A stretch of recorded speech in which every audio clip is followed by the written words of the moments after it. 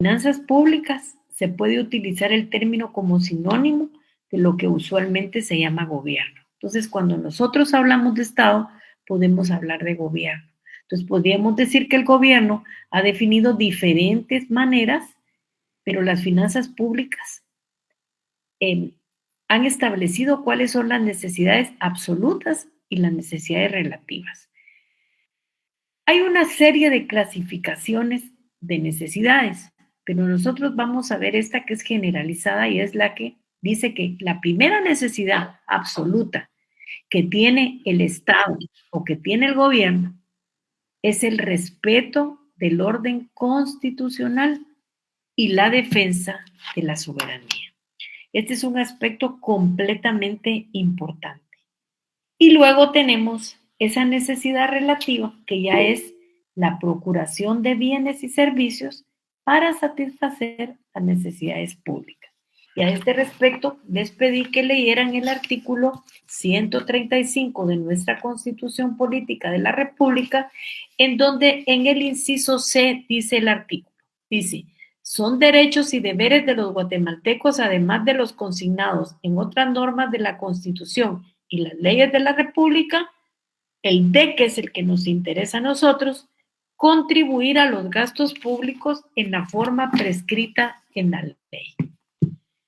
Lógicamente, ¿cómo es que una persona contribuye al gasto público? Pues bien sencillo, pagando impuestos. Esa es la forma en la que la persona colabora con el Estado.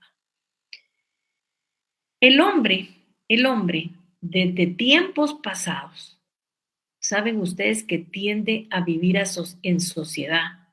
Entonces, lógicamente, ese es el segundo requerimiento del hombre, vivir en grupo o en un colectivo. Porque difícilmente puede ser atendido solitariamente el individuo, sino que lo que se va a atender es a la sociedad. La vida colectiva, la vida en sociedad, engendra necesidades diferentes. ¿Cuáles son esas necesidades diferentes? Por ejemplo, la seguridad, el transporte, las comunicaciones, el aprendizaje, etcétera. Pueden pensar ustedes en otras necesidades. Pero esas necesidades deben ser satisfechas por el Estado. Y al ser satisfechas por el Estado, adquieren el carácter de necesidades públicas. ¿Cuándo hay una necesidad pública? Cuando el individuo resuelve integrarse en una colectividad y surgen ideales comunes que primariamente son defender recíprocamente, crear normas de convivencia y velar por el acatamiento de esas normas. O sea, nosotros en sociedad no podemos vivir como salvajes, pues para eso están las leyes, para reglamentar nuestra vida en sociedad. La ciencia de las finanzas públicas es de reciente creación y su historia se remonta a la Revolución Francesa, cuando se defendió los derechos del hombre y del ciudadano y tuvo su escenario en Francia. La ciencia y las finanzas públicas hablan del fenómeno financiero en el Estado. Y ese fenómeno financiero del Estado se da desde que surge la vida en colectividad, la vida en sociedad. El hombre deja de estar solo y pertenece a la sociedad.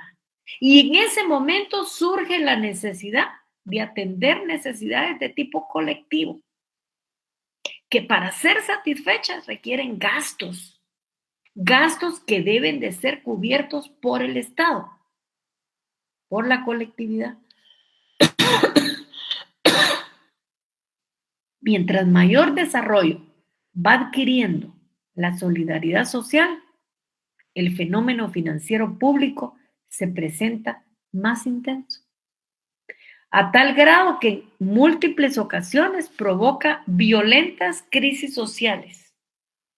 que genera desequilibrio de las finanzas públicas.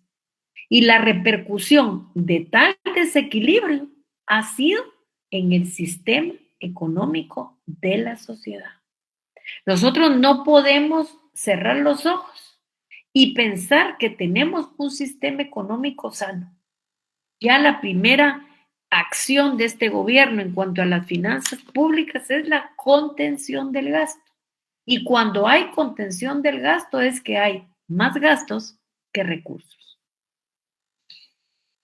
Las finanzas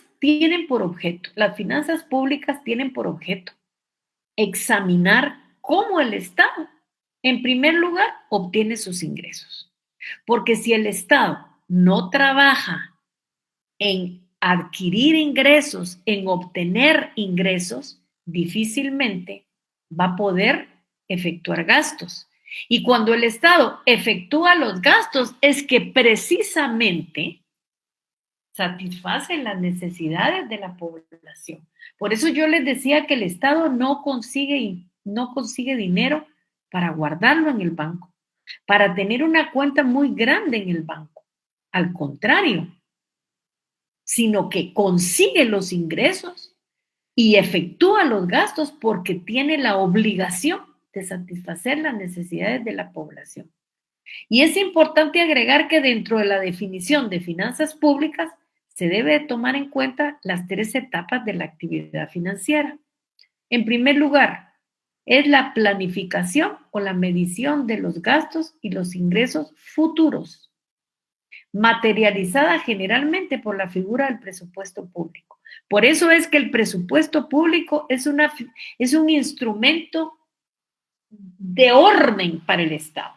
Ahí va a poner cuánto tiene de dinero y en base a eso, cuáles los gastos que va a realizar. O sea, aquí en las finanzas públicas, el presupuesto, como en la vida de todos, si uno no tiene un presupuesto, no tiene orden en el dinero, lógicamente, ¿qué sucede?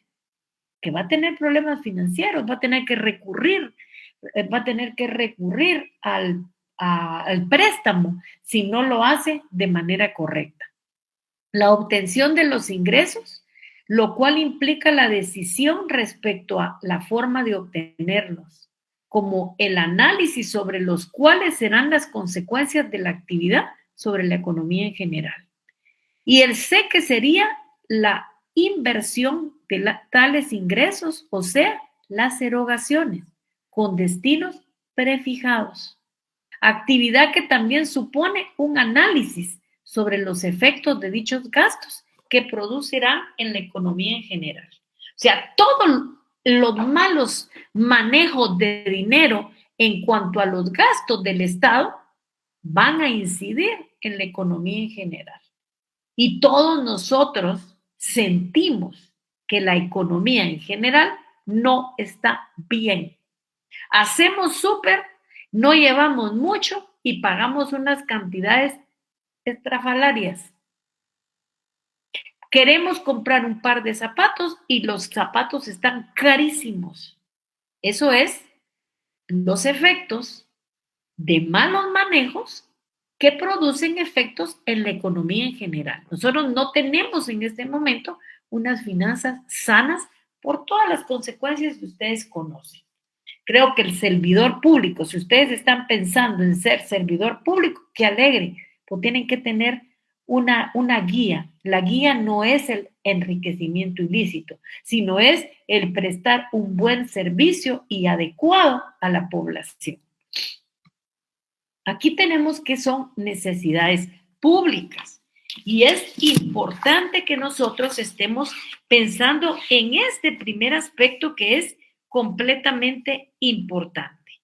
Cuando el individuo quiere integrarse en una colectividad, cuando el individuo forma parte de la sociedad, surgen ideales comunes que primariamente son los de defenderse recíprocamente, crear normas de convivencia, velar por su acatamiento, así como el medio de resolver controversias y castigar las infracciones en el mayor grado de justicia.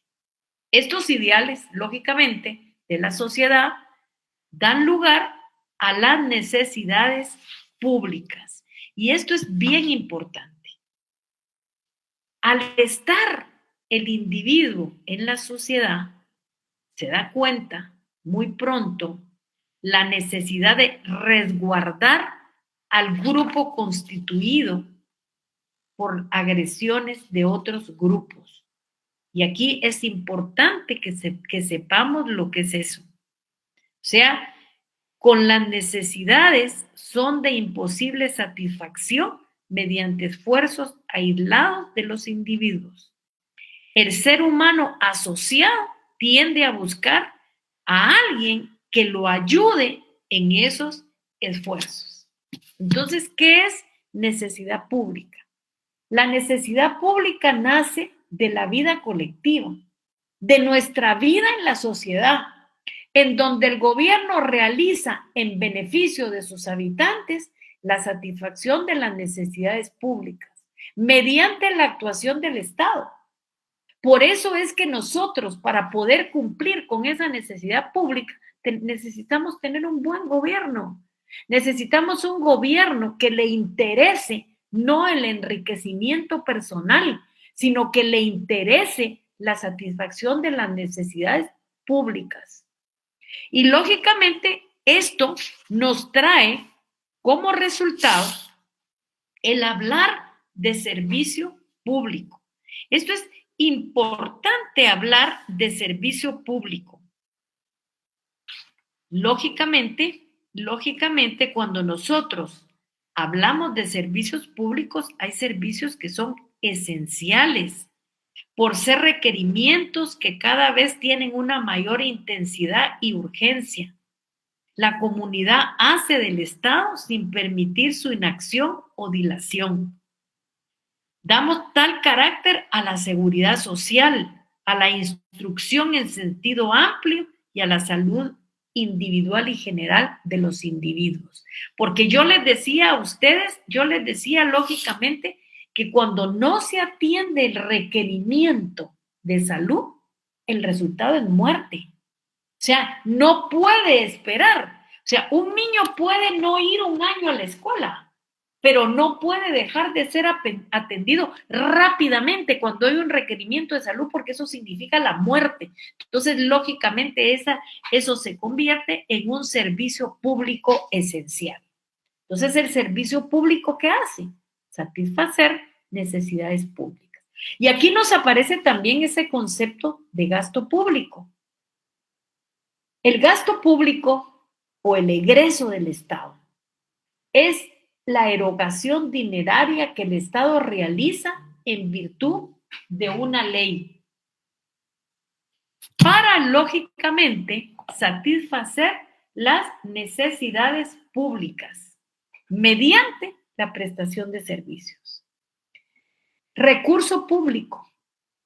¿Cuál es el recurso público? El recurso público es cuando yo pago un impuesto a la Superintendencia de Administración Tributaria, inmediatamente lo traslada al Ministerio de Finanzas Públicas y el Estado ya tiene los medios pecuniarios para que el Estado pueda afrontar las erogaciones. Por eso es que cuando se dice la Superintendencia de Administración Tributaria solo para cobrar impuestos sirve, sí, para eso fue creado. Ahora que ustedes lo van a leer, es una entidad autónoma descentralizada para poder cobrar los impuestos. Esa es su finalidad. El desarrollo histórico de la hacienda pública. Poco se habla de prácticas financieras en la antigüedad. ¿Y por qué? ¿Cuál es su explicación? Los escritores en ese momento eran filósofos y poetas en su mayoría. Y lógicamente, al ser escritores, filósofos y poetas, no tocaron temas económicos.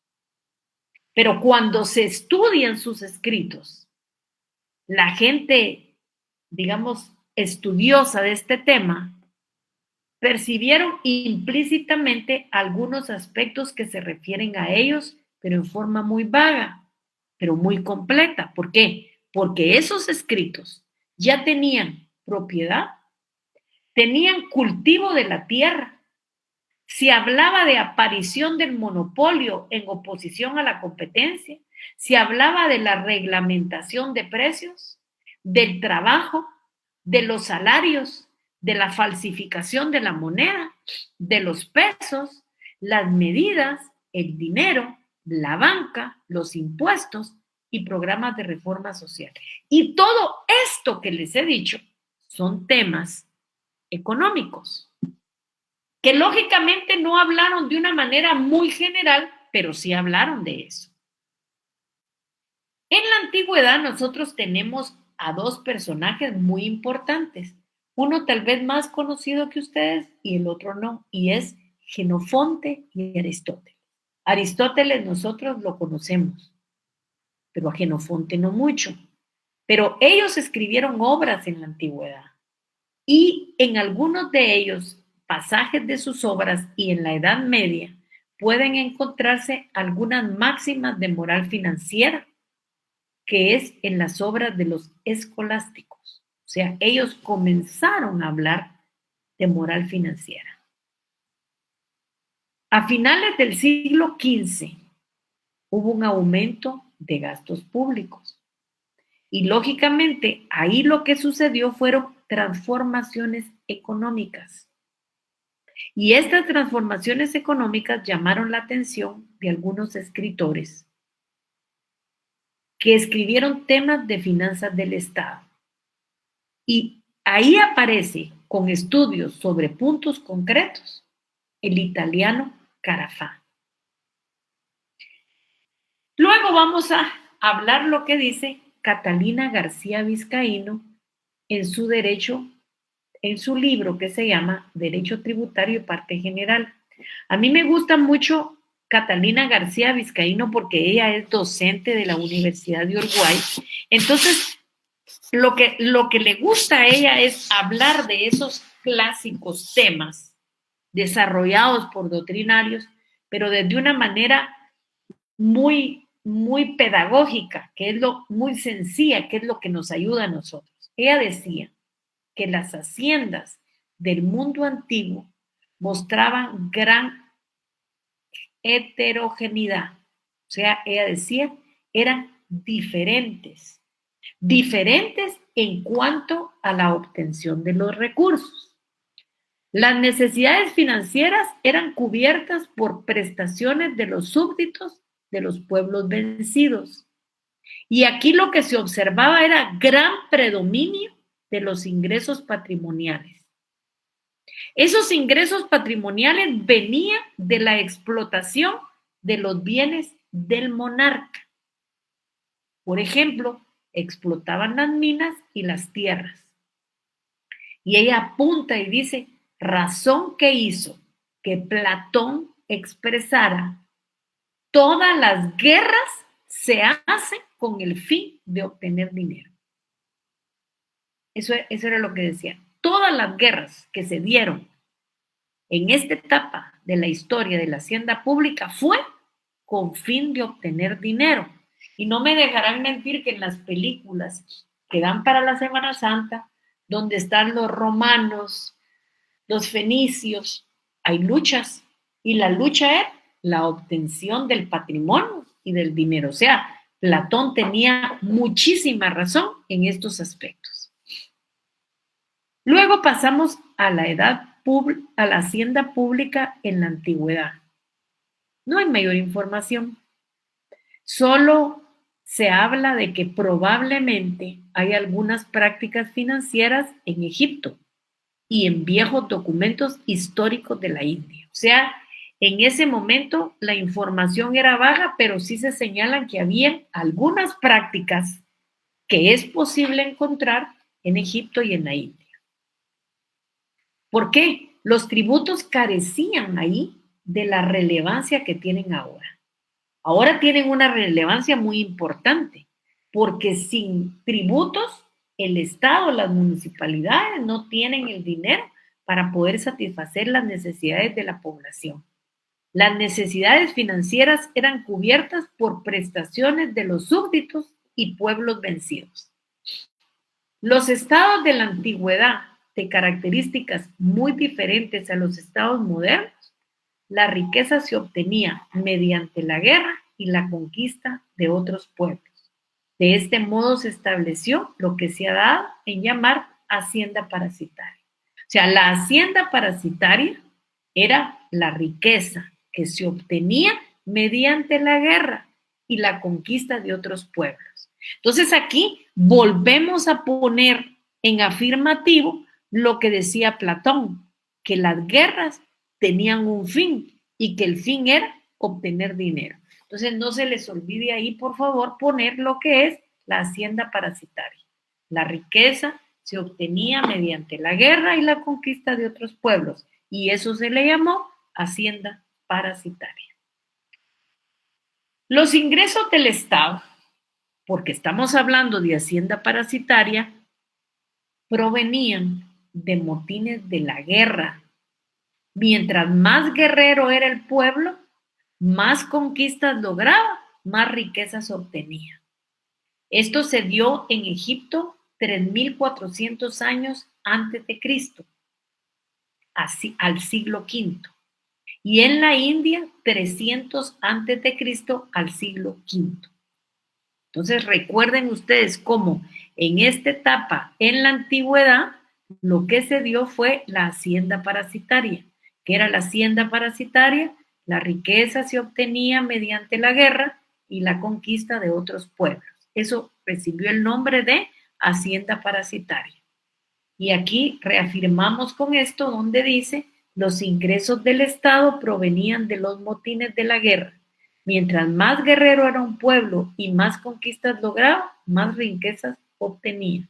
La ubicación, Egipto, 3400 antes de Cristo al siglo V, y la India 300 antes de Cristo al siglo V. ¿Dudas, preguntas? ¿Dudas, preguntas? Sí. Buenas noches, licenciada. Yo tengo dos dudas con respecto a una cosa de la clase pasada que no me quedó claro, que cuando usted mencionó las características de la actividad financiera. Vale. Ahora, ¿por qué no me hace un favor? Yo me quedo con usted y le explico las características de la actividad financiera, pero me deja seguir porque las dudas es de esto, porque si no nos vamos a como salir del tema. Yo con mucho gusto se lo aclaro al terminar la clase, regresamos y le digo. Está bien, licenciada, gracias. Vale. Entonces ahora la hacienda pública en la Edad Media sale del siglo V al siglo XV de la Edad Media.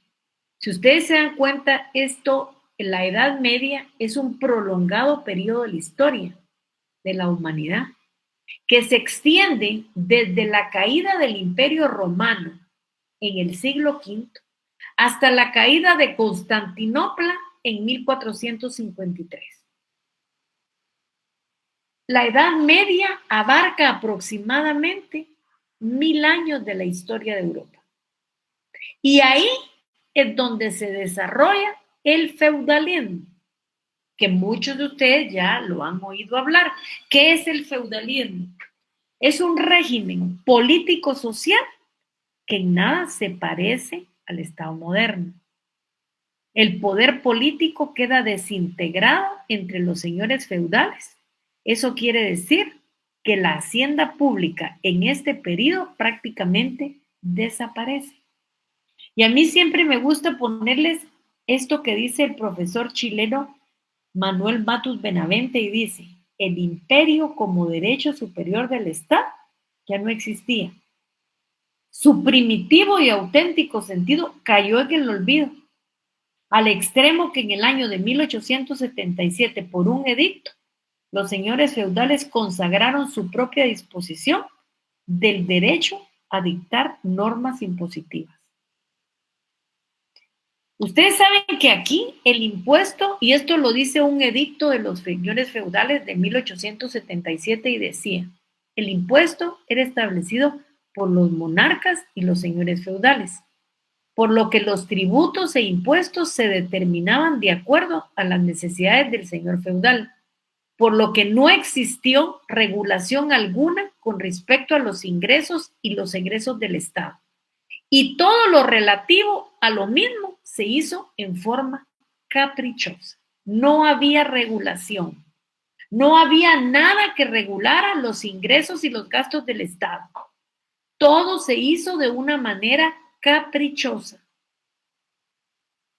Aquí se confundía el patrimonio del príncipe con el patrimonio del principado.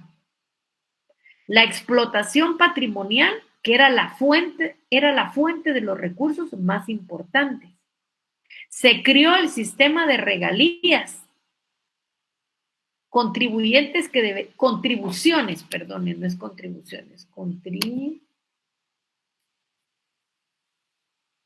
contribuciones que deberían ser pagadas al soberano por concesiones generales o especiales que el rey o el príncipe otorgaba a los señores feudales.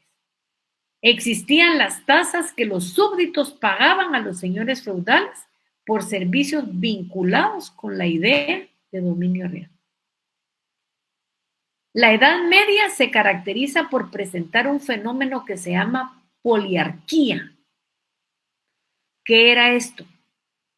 Que habían conflictos permanentes entre los reyes, los príncipes y los señores feudales. Pero esos conflictos terminaron. ¿Y cuándo terminaron? Cuando vino el Estado moderno. ¿Por qué? Porque el Estado moderno nació bajo el signo del absolutismo monárquico. O sea, aquí ya no mandaron los señores feudales, aquí mandaron los reyes y los príncipes. Un momentito, por favor. Aló, aló.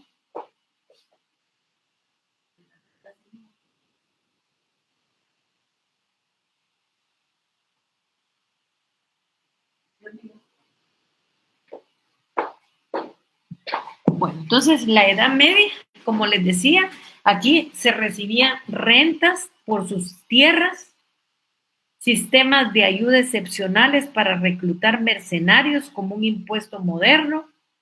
Eso es lo que sucedió ahí. Ahora, hacienda pública en la Edad Moderna. Esto viene del siglo XV, de los finales del siglo XV, a mediados del siglo XIX o principios del XX. Ustedes dirán, bueno, o es a mediados del siglo XIX o es a principios del XX. Lo que pasa es que así lo vieron los historiadores. Hay unos que dicen que va. O sea, lo que sí tienen definición es cuándo comienza, pero no cuándo termina, porque para unos es a mediados del siglo XIX y para otros del siglo XX. El panorama financiero se modifica profundamente. Aquí desaparece el sistema feudal y al desaparecer el sistema feudal aparece la necesidad de consolidar nuevos estados nacionales.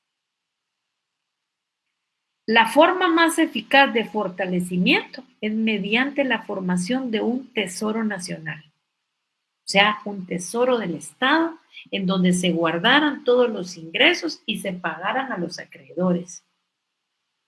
El Estado moderno necesitó una organización financiera y al tener una organización financiera ejecutó las primeras actividades financieras en la aceptación estricta del término.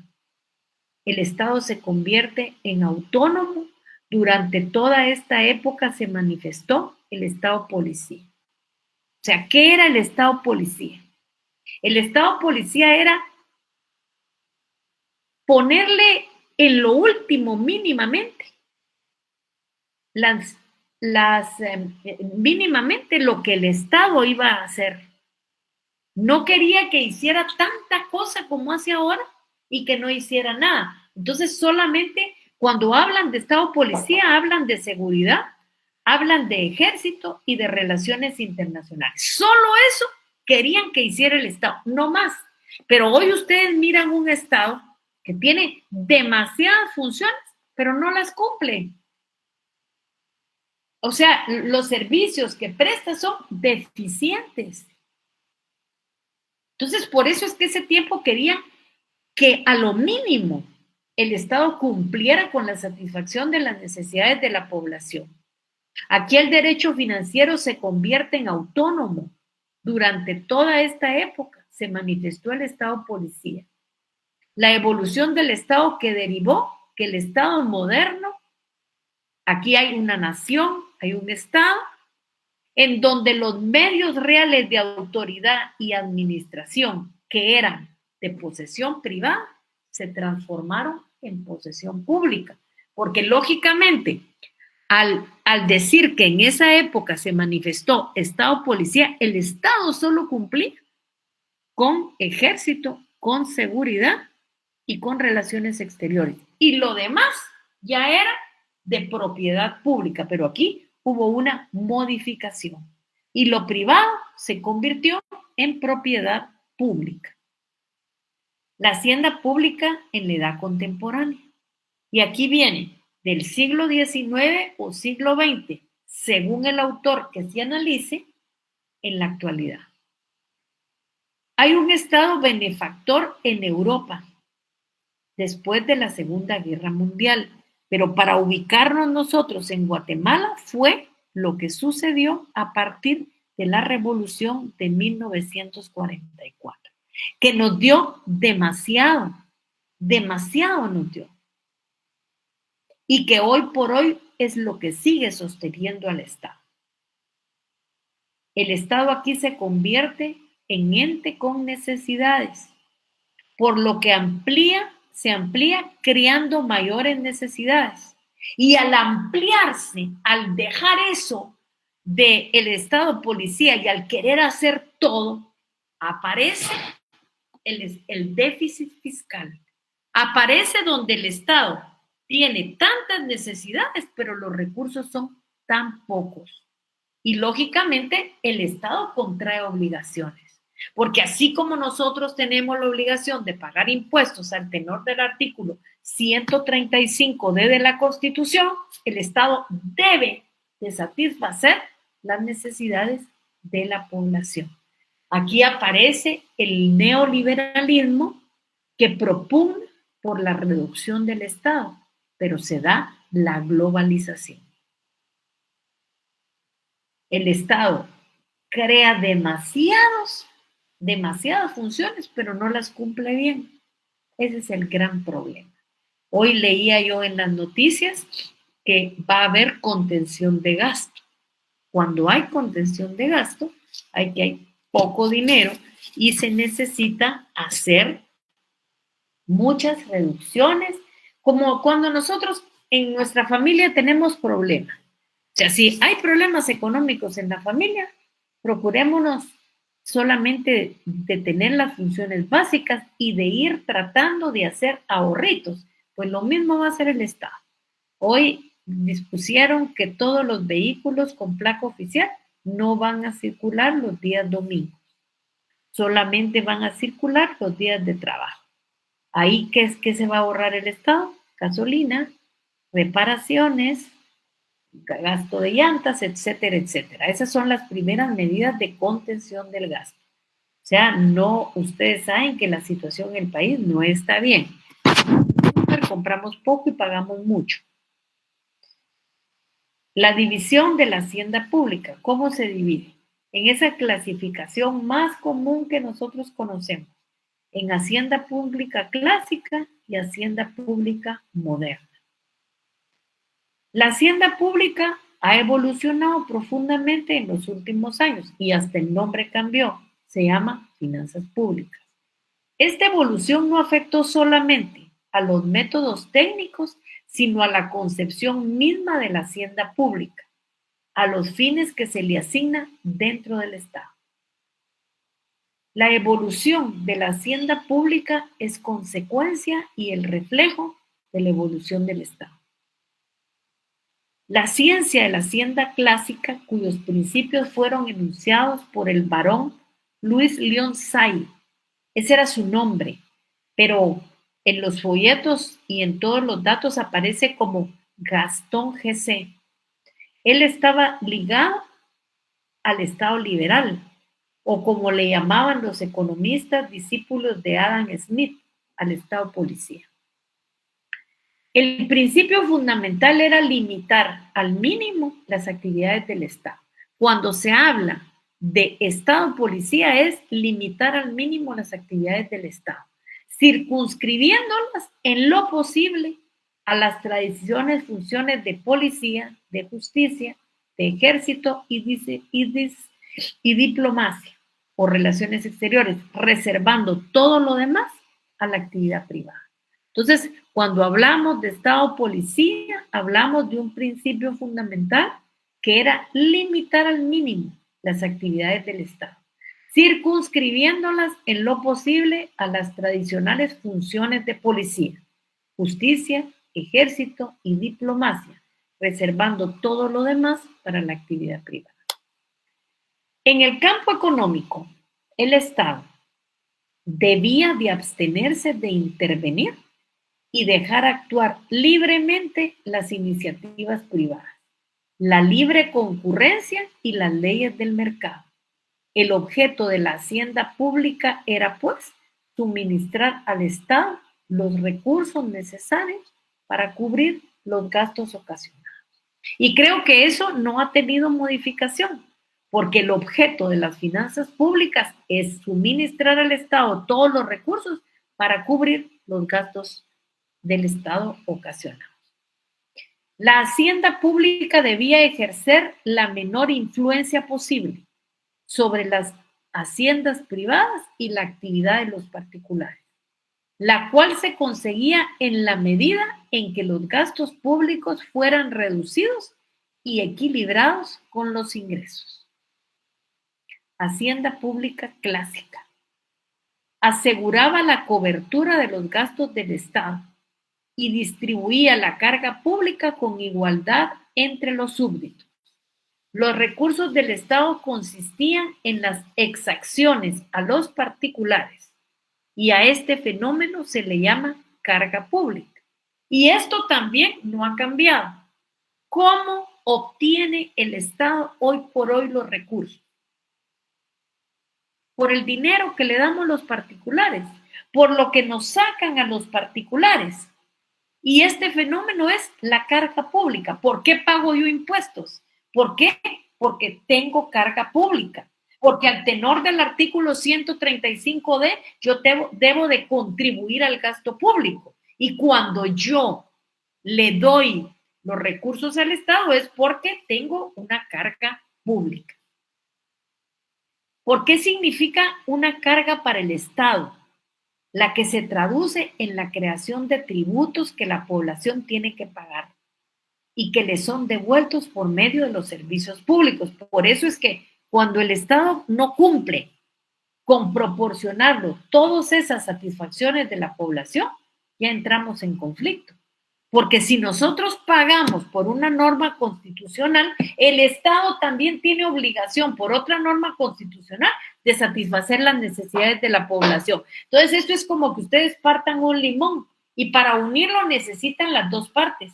Pero si solo uno paga impuestos y el otro no cumple con su obligación, la situación ya se torna un poco difícil.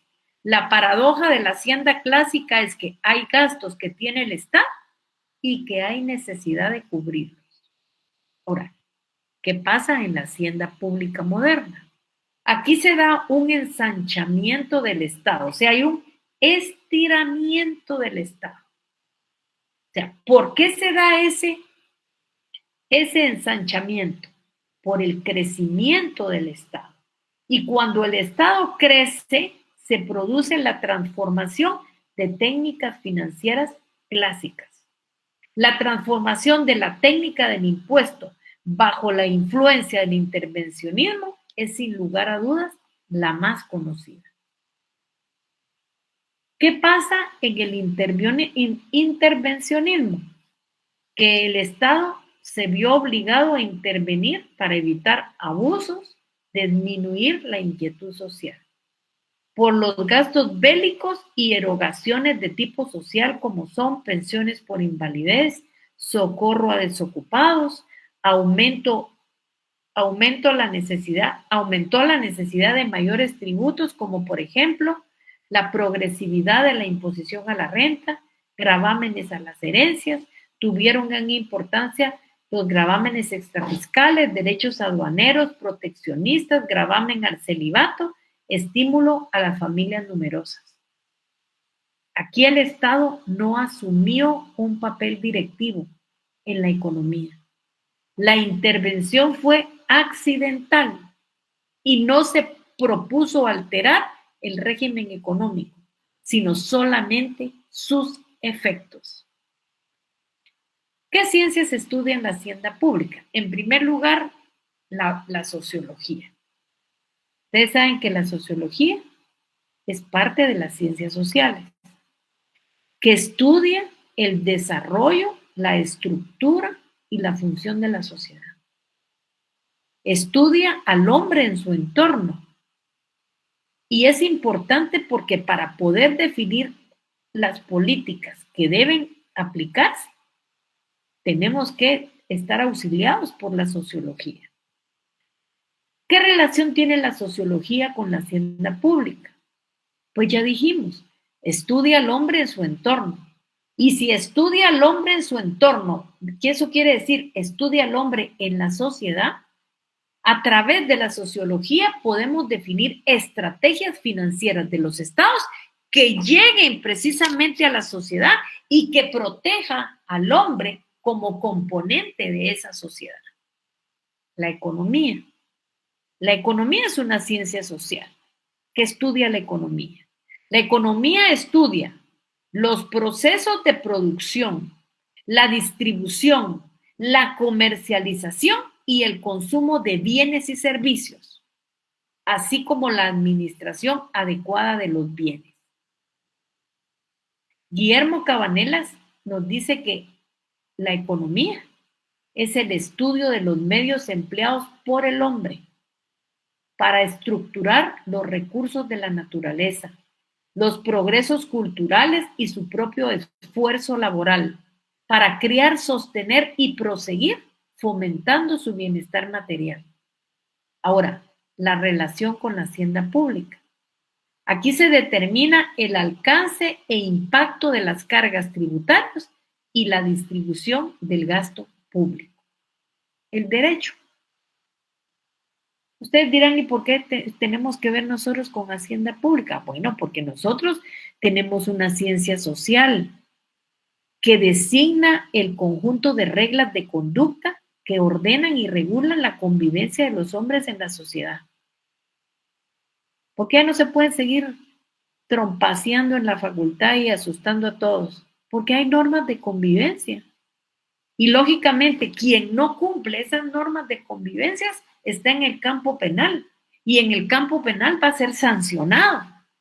Entonces, lógicamente, al haber aquí, es importante porque mediante la imposición de acciones y abstenciones, por medio de las normas que organizan la convivencia de los hombres con los demás. Ah, usted no va a pagar impuestos, muy bien. Pues usted va a ser objeto de un proceso, lo vamos a castigar, porque usted tiene que pagar impuestos. ¿Por qué? Porque nuestra norma constitucional así lo dice. Entonces, si usted está entre ese hecho generador, tiene definitivamente que pagarlos. Cabanelas, ¿qué nos dice?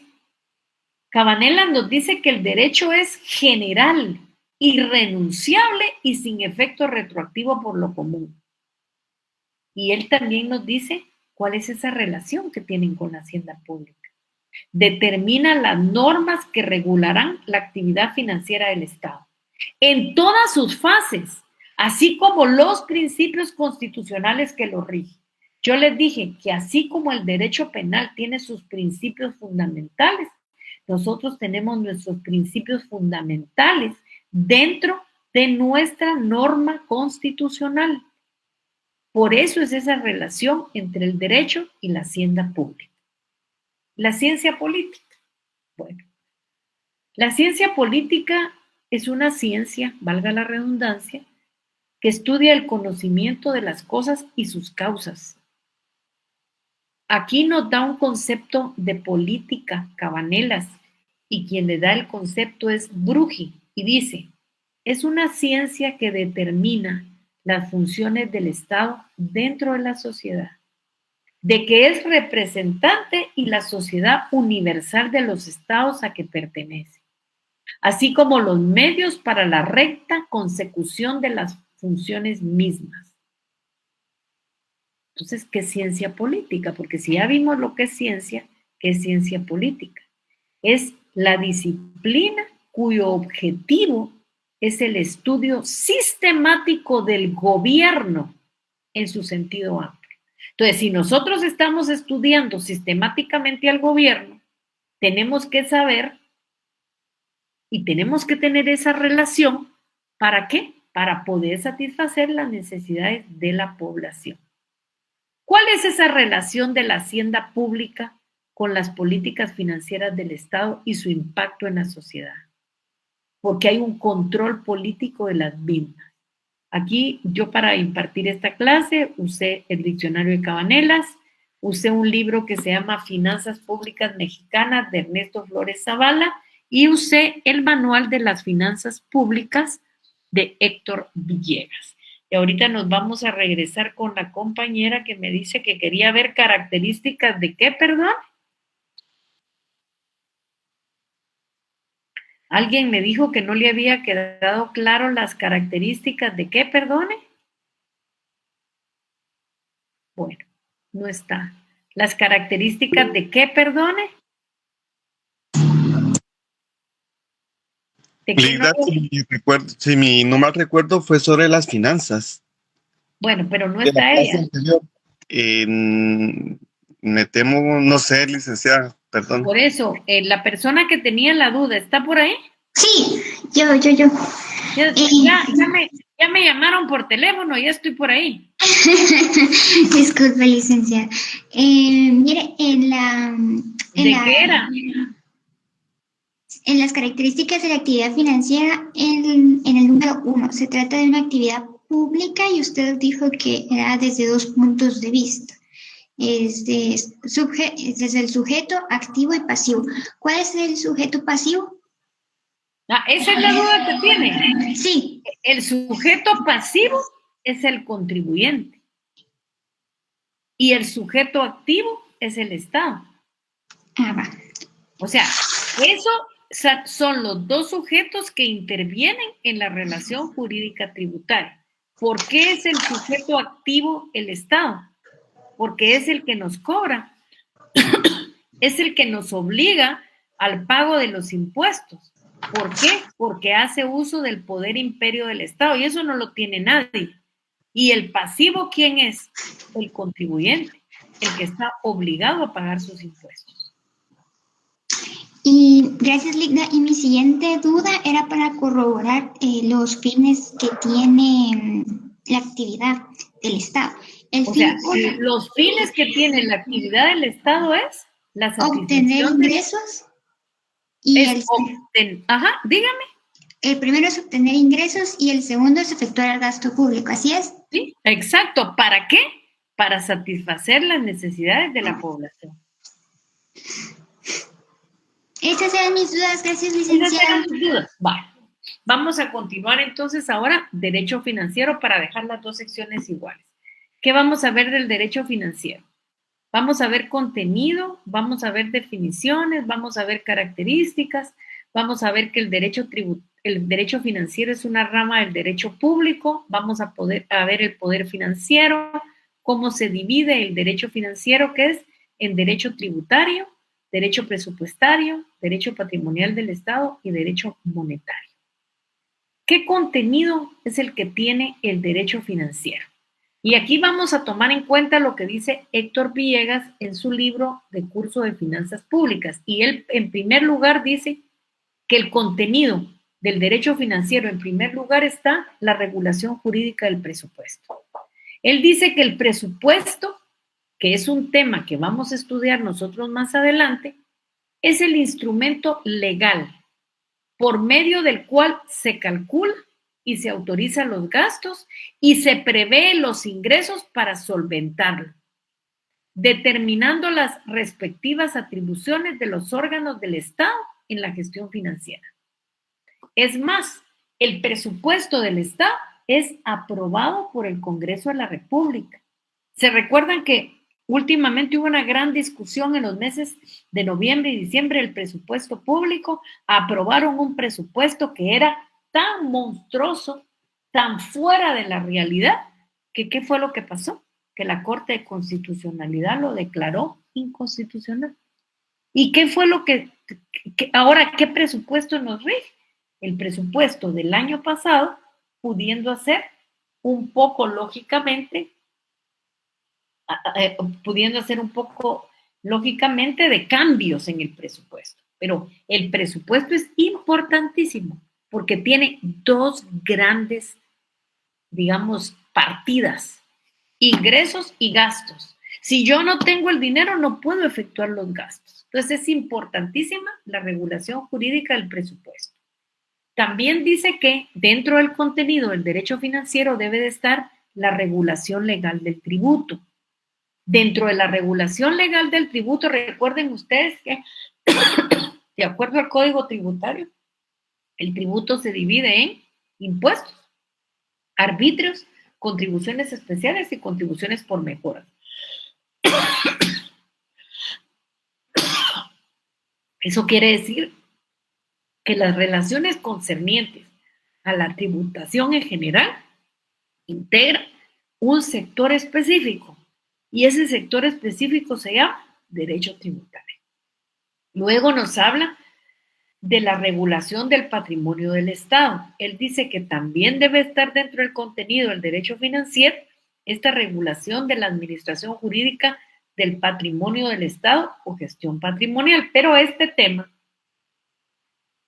tiene sus aristas y es que es muy importante señalar que la inclusión de este sector jurídico dentro del derecho financiero es discutible, puesto que para algunos estudiosos del derecho financiero, la regulación jurídica del patrimonio no integra el derecho financiero, sino aquella parte del derecho administrativo que disciplina la actividad privada de los entes públicos. ¿Qué quiere decir esto? Que incluir dentro del contenido del derecho financiero la regulación jurídica del patrimonio tiene una observación y es muy discutible porque hay quienes consideran que es aquella parte del derecho administrativo que disciplina la actividad privada de los entes públicos. Luego está la regulación jurídica del crédito público. Recuérdense ustedes que el Estado no solo obtiene los recursos, de los impuestos. Cuando ya los impuestos no le alcanzan, tiene que echar la mano del crédito público. Aquí esto se refiere a la regulación legal de todos los aspectos que se refieren al crédito público, que está formada por todas las normas jurídicas que disciplinan las múltiples relaciones que surgen entre el Estado y los prestamistas, cuando el Estado utiliza los fondos que provienen del crédito público. Luego, la regulación de la moneda. Recuerden ustedes que cuando nosotros miremos la ley del Banco de Guatemala, vamos a ver la política monetaria, cambiaria y crediticia. Y lógicamente, si vamos a ver la actividad monetaria, estamos hablando de la moneda. O sea, se refiere al conjunto de normas jurídico-económicas que están relacionadas con la moneda y que constituye el derecho monetario de reciente creación.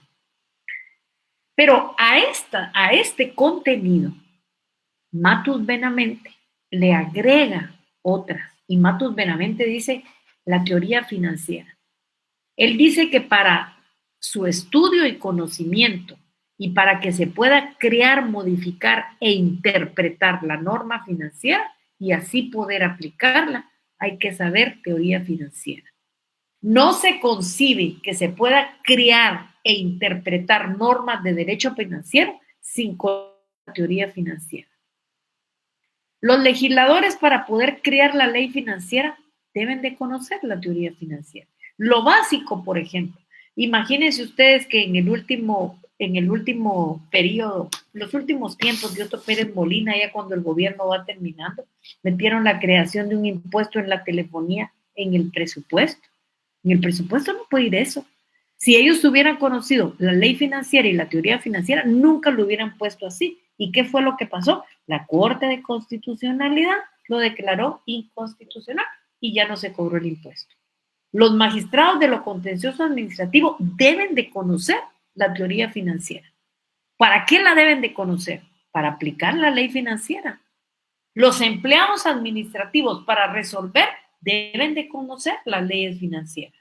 Los notarios también deben de conocer las leyes tributarias, la teoría financiera para poder interpretar las mismas. Ustedes, en el ejercicio de la profesión, en el ejercicio del notariado, tienen que conocer la teoría financiera. ¿Cómo van a cobrar impuestos si no saben la teoría financiera y no pueden interpretar las mismas? O sea, de nada les sirve hacer una gran escritura de compraventa si no pagan el impuesto, si no se le inscriben en el registro de la propiedad. Luego él decía que debe de conocerse la organización financiera del Estado. Por eso es que nosotros vamos a conocer ahora Superintendencia de Administración Tributaria, Banco de Guatemala, Contraloría de Cuentas, Junta Monetaria, porque es importantísimo esto. Vamos a hablar del presupuesto, vamos a conocer la Dirección General del Presupuesto. Entonces, la organización financiera del Estado tiene por objeto el estudio de las bases constitucionales del derecho financiero, así como las instituciones creadas para la recepción, administración, empleo, fiscalización de los recursos públicos y como consecuencia conocer los órganos administrativos donde se realiza la actividad financiera. ¿Dónde se realiza? Banco de Guatemala. Primero, Superintendencia de Administración Tributaria. Banco de Guatemala, Ministerio de Finanzas Públicas, los órganos fiscalizadores, la Contraloría de Cuentas y la Junta Monetaria. Otro tema que debería de estar era la relación entre el Estado y los sujetos pasivos de la obligación tributaria. Aquí es importante porque muchas veces se confunde relación jurídica tributaria con obligación tributaria. Y no siempre esa relación entre el sujeto activo y el sujeto pasivo genera obligación tributaria. No siempre. Entonces, por eso nosotros no podemos decir que es lo mismo relación jurídica tributaria y obligación tributaria.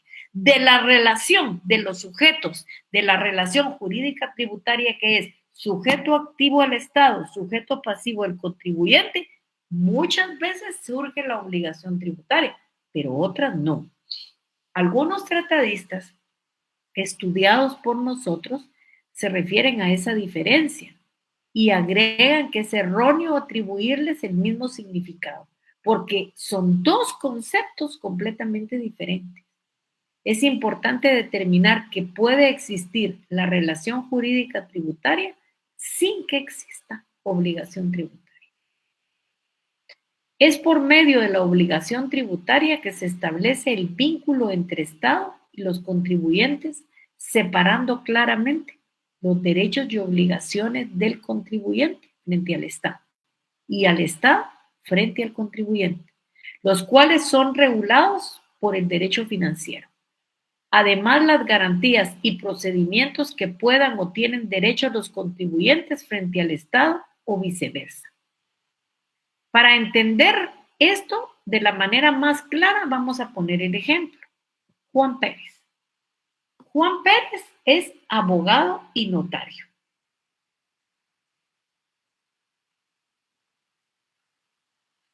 Juan Pérez es abogado y notario y se dedica al ejercicio liberal de la profesión, que se encuentra grabada por la ley del impuesto sobre la renta. De esta manera surge entre el Estado y el abogado Juan Pérez relaciones de carácter tributario. Se deben una serie de obligaciones que serán cumplidas aun cuando Juan Pérez nunca llegue a coincidir con la situación prevista por la ley para que nazca la obligación tributaria. Otro aspecto que debe de ser es que las relaciones que se originan entre los particulares derivadas de los impuestos. Estas relaciones entre los contribuyentes surgen generalmente en la legislación financiera y tributaria, con el objeto de asegurarse el cumplimiento de la obligación tributaria y como consecuencia se genera la captación y los recursos. Entonces, ese es otro tema que considera que debe de incluirse aquí esa relación que se da entre los particulares derivadas de los impuestos. Y esto es con el objeto de asegurar el cumplimiento de la obligación tributaria y la consecuencia se genera la captación y los recursos. Nos quedamos aquí. ¿Alguna duda? ¿Alguna pregunta? ¿Alguna duda? ¿Alguna pregunta? Buenas noches, licenciada, mucho gusto. Me presento. Buenas noches. Solo con una consulta con respecto al material que usted está compartiendo ahorita, las diapositivas.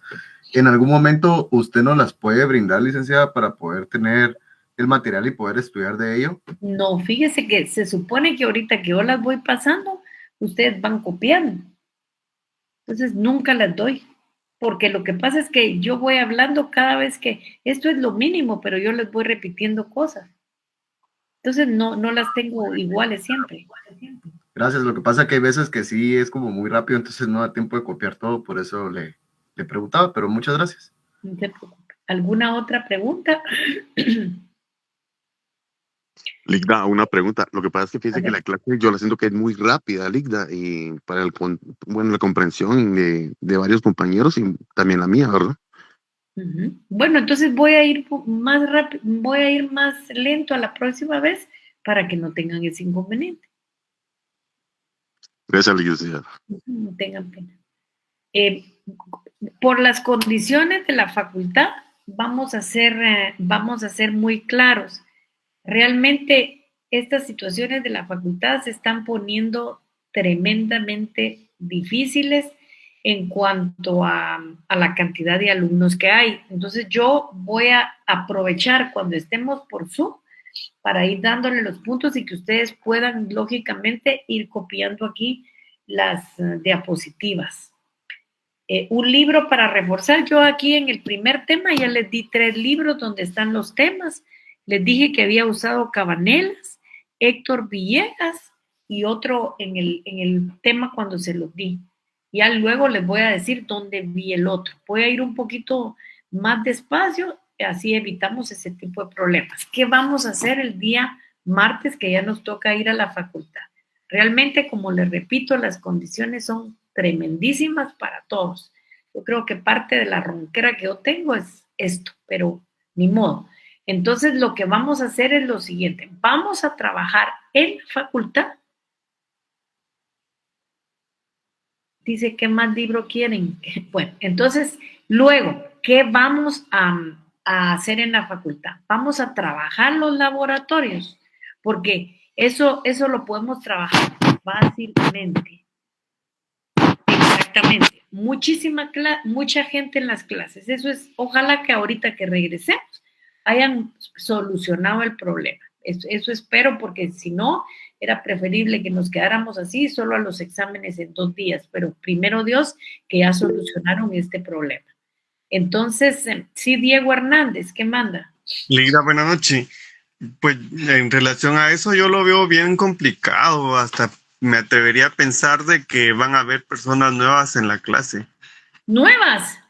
Yo me atrevería a pensar, espero equivocarme, pero sí, la situación a como pinta está compleja, Ligda, porque sí habemos bastantes en el salón y yo creo que la mejor forma de poder sobrellevar la cantidad, como usted lo mencionaba, es a través de hacerlo en línea. Yo creo que sí, yo creo lo mismo que usted. En algún momento yo pensé que iban a decir, como dijeron, una parte se va virtual y otra presencial, y se van alternando. Pensé que iban a dividir la clase en 2, y como habían prometido internet en todas las clases y cámaras y audio y el cielo y la tierra, a la hora de la hora fue muy distinta la percepción, porque igual nos agarraron a todos en clase presencial y a todos al mismo tiempo en línea. Entonces sí es más dificultad en el proceso. Bueno, mire, yo espero que ya lo hagan, mire, por lo menos aquí dice habilitar fin de semana. Eso sí ya no nos toca a nosotros, eso es otra situación. Lo que vamos a ver nosotros es la cantidad de gente que tenemos. Esperemos llegar al día martes allá y vamos a ver cómo estamos. Si no, yo les prometo que yo voy a hablar con el decano y le voy a decir que nos permitan quedarnos así y que solo los exámenes los vayamos a hacer a la facultad, porque las condiciones son tremendísimas, ¿verdad?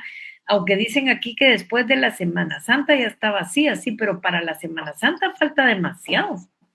Ligda, pero eso tampoco es garantía, porque el 100% de los que estamos acá, de alguna forma adquirimos disciplina en continuar y mantenernos a pesar de las circunstancias.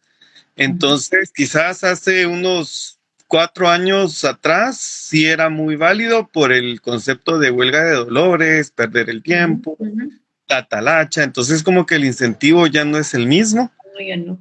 Entonces, yo lo veo un poco más difícil, e incluso algunas personas decían que después del primer parcial, porque nos la iban a complicar, iba a salir bastante gente. Yo me temo que no va a ser de esa forma, porque ya todos venimos con un ritmo de que tenemos que estudiar y estudiar, y creo que eso sí es bueno, muy saludable para todo el grupo. Así es. Pero muy difícilmente creo que hay muchas personas que estén perdiendo el tiempo en esta instancia.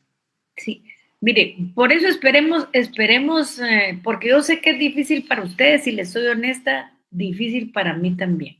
Entonces, esperemos a llegar el día martes y ahí miraremos. Si no, yo me voy a comunicar con el decano y le voy a explicar, pues, ¿verdad? Vamos a ver qué pasa.